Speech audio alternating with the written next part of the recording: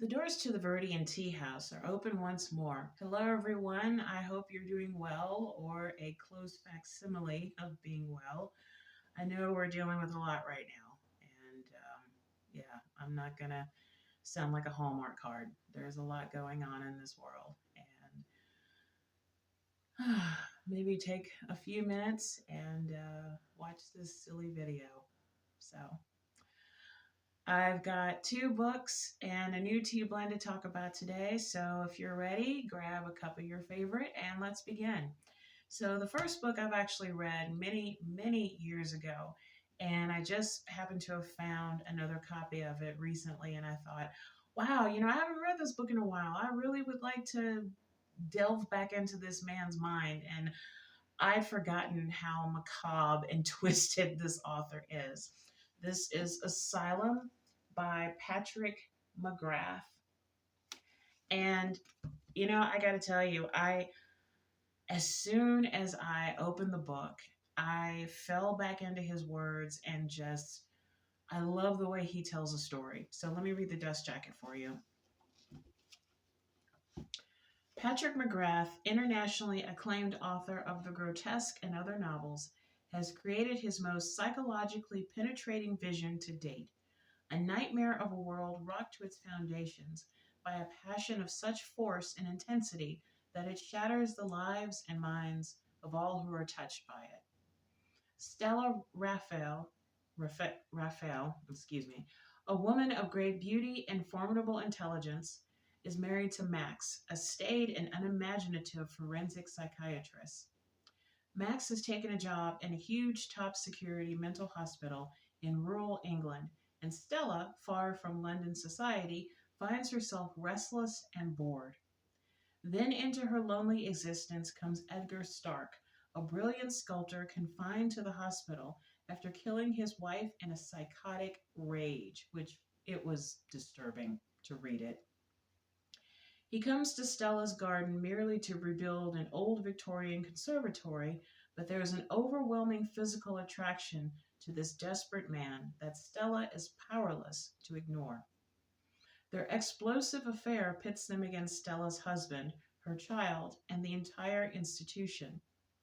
When the crisis comes, Stella makes her decision, one that will destroy several lives and precipitate an appalling tragedy that can only be fueled by illicit sexual love.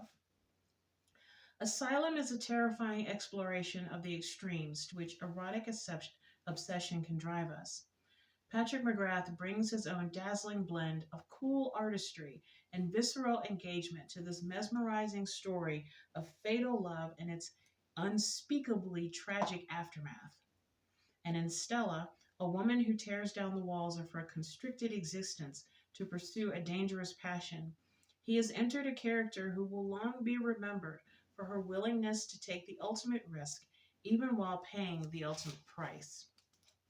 And about the author, he was born in London and grew up near Broadmoor Hospital, where for many years his father was a medical superintendent. He is the author of Blood and Water and Other Tales, The Grotesque, Spider, and Dr. Haggard's Disease, and he was the co-editor with Bradford Morrow of the New Gothic.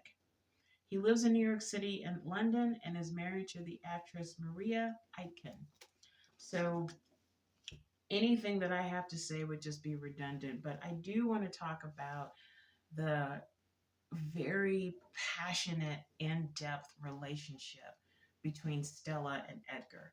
Like, when I read it, I thought there's no way that these two people are ever going to fall in love. And they do with such intensity because Stella feels neglected by her husband, Max.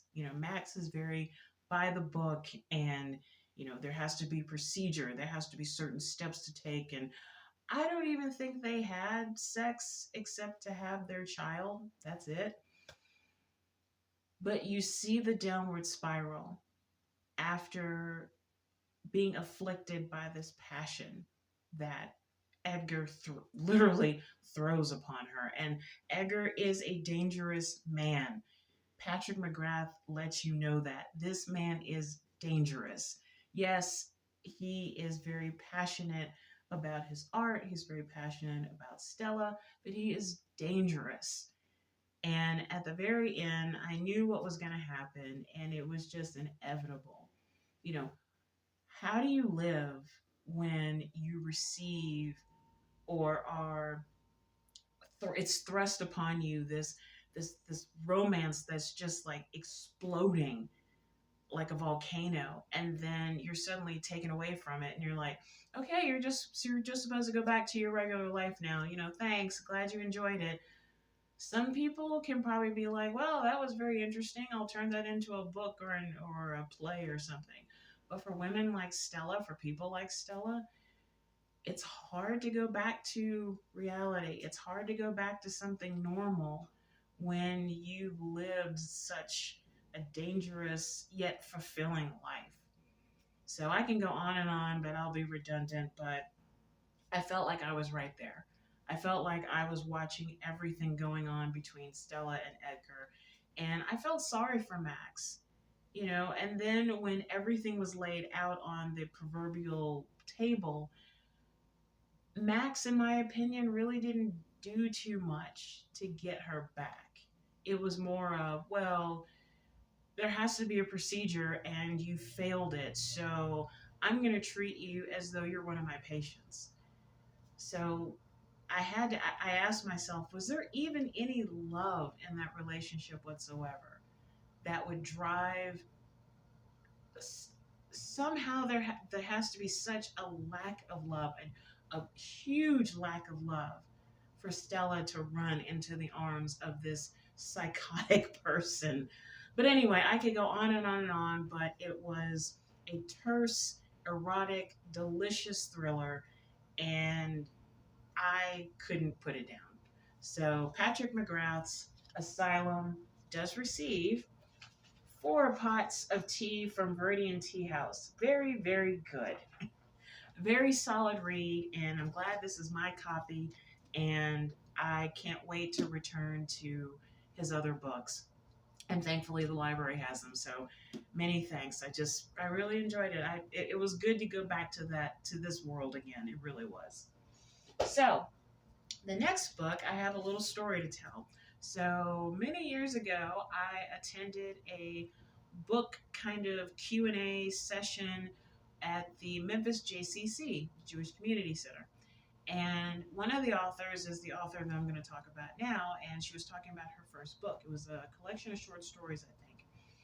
And I remember I asked her a question about Yemeni Jews because she's from Yemen and Jewish, and I was like, I don't know anything. I'm going to be curious here.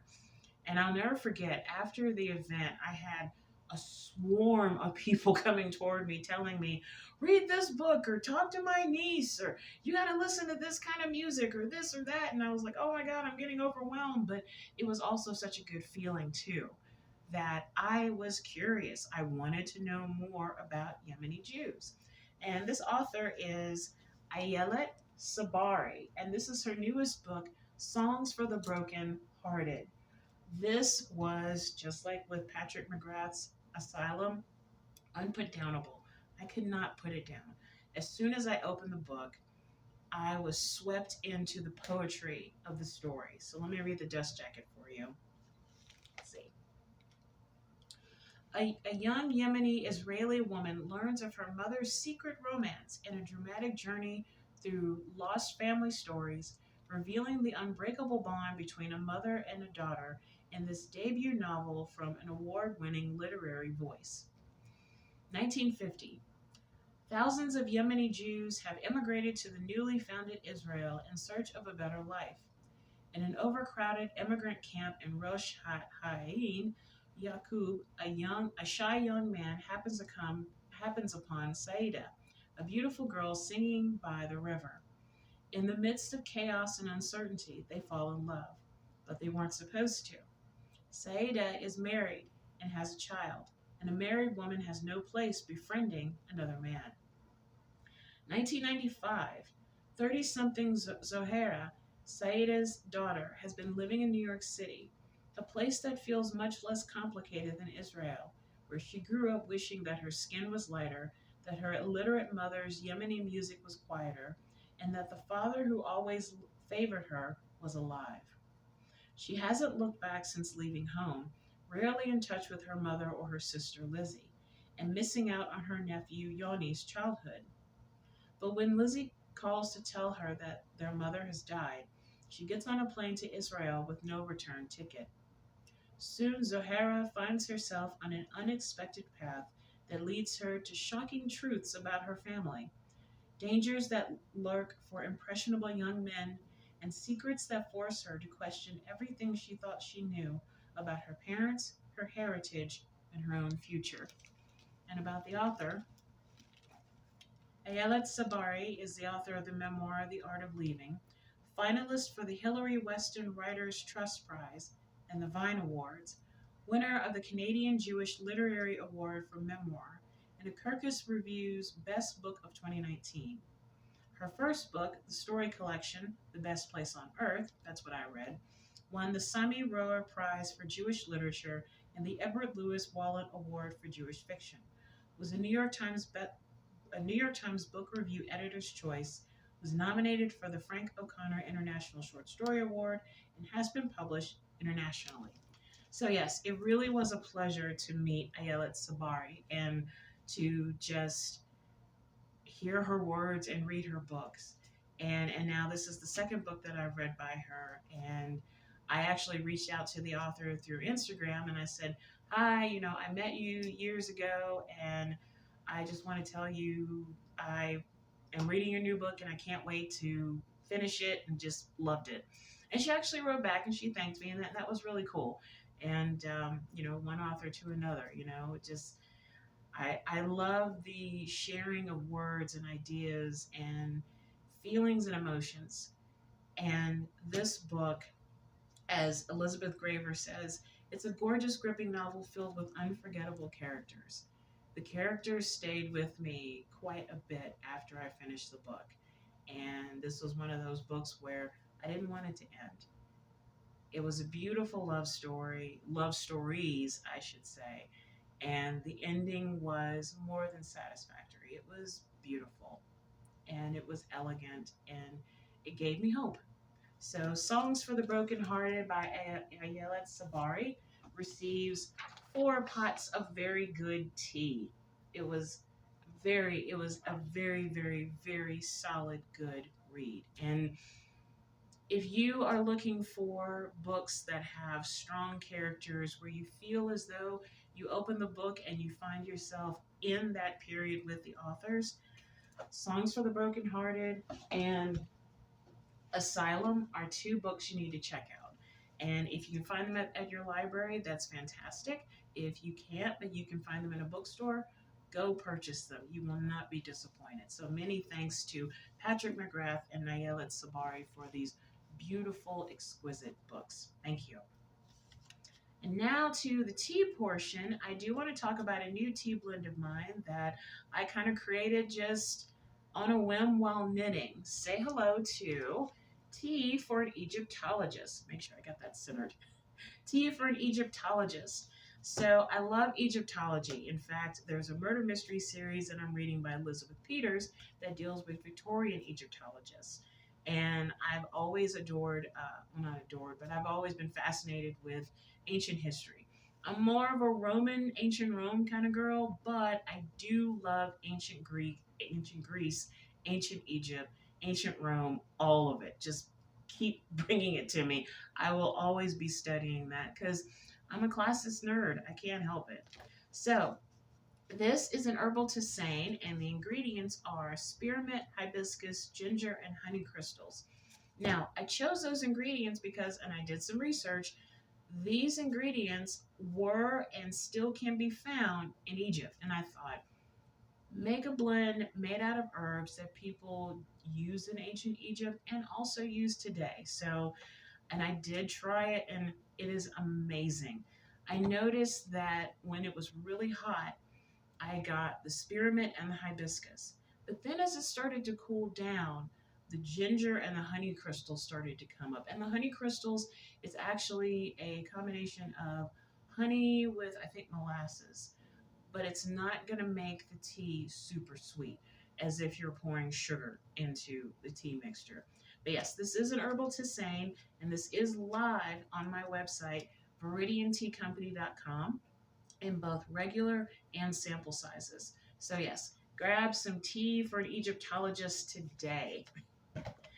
And before I send you back out into your parts of the world, let's do a water and tea breathing meditation. If you're new to this, welcome. We're just going to focus on our breathing, and you don't need to focus on any kind of chant or any kind of picture in your mind, just the breath. If you find yourself getting hung up on a thought or a laundry list or grocery or whatever, pause it as if you're pausing your TV, label it thinking, and allow the thought to go on as you return to the breath. That's all we're going to do. Just a few seconds out of our crazy, hectic lives to breathe. So if you're ready, let's begin.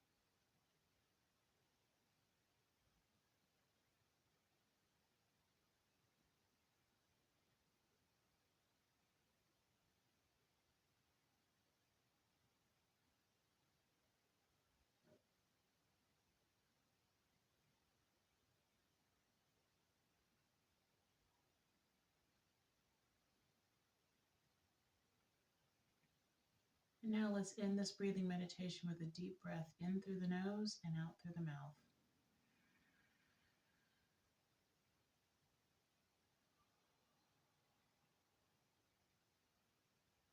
Slowly open your eyes or allow your eyes to come back into focus. And now let's have a sip of your water or tea.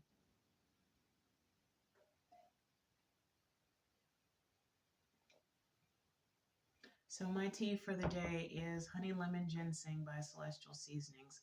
It is a beautiful mixture of green tea and white tea, along with the honey, ginger, honey, lemon, and ginseng. I always want to add ginger to this tea blend. I don't know why. I love ginger.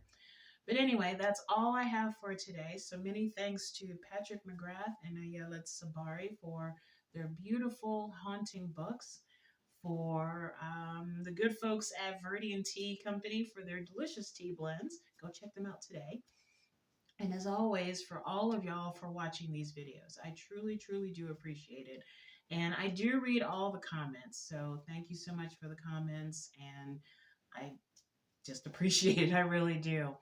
So until next time, take care of yourself and each other.